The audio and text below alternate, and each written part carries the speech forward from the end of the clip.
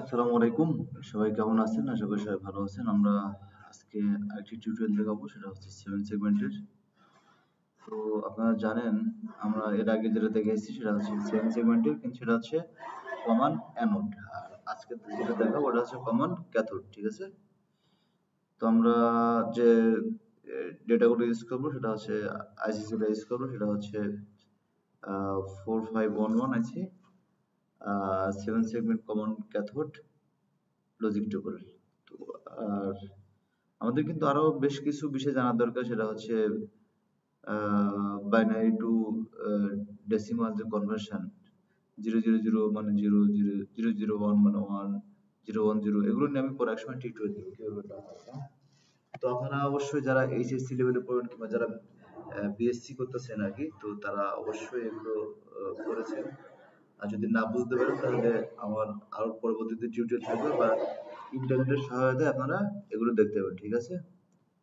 তো আমরা এগুলো সরাসরি দেখবো আর কি কিভাবে কাজ করে, ঠিক আছে? তো চলুন আমরা সরাসরি পোর্টিয়াসে শুরু করি।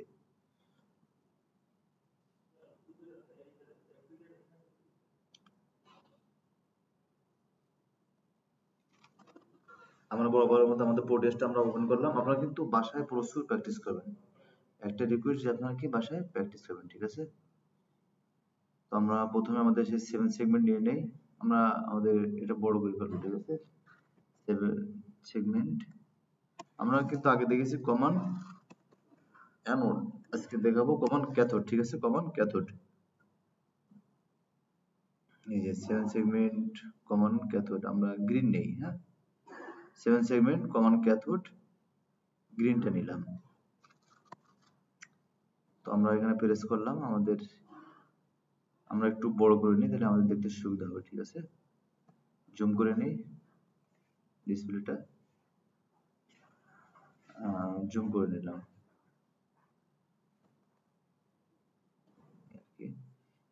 এরপর আমরা আমাদের যে আইসিটা নিব সেটা হচ্ছে 4511।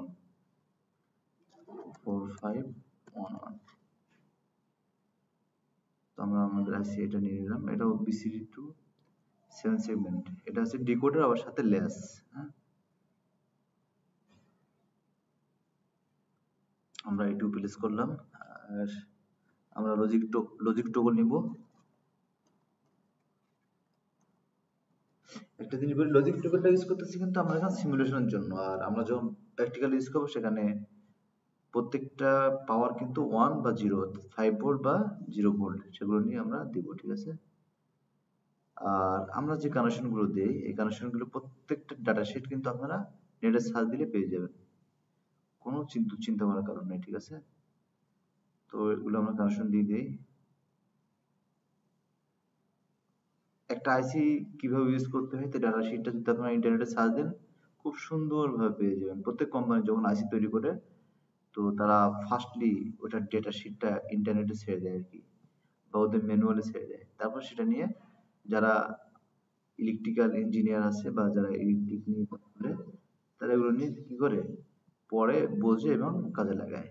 আপনারা যদি বাসায় ঘড়ি তৈরি করতে চান কিংবা বাসায় যদি আপনারা ডিজিটাল ডিসপ্লে তৈরি করতে চান, তাহলে এগুলো ব্যবহার করতে পারেন। আর যেহেতু এটা কমন ক্যাথোড, তাহলে আমরা এখানে কিন্তু গ্রাউন্ড নিয়ে এখানে অর্থাৎ 0 ভোল্ট এগুলোর সাথে আমরা কি করে দেব, অ্যাড করে দেবো, ঠিক আছে?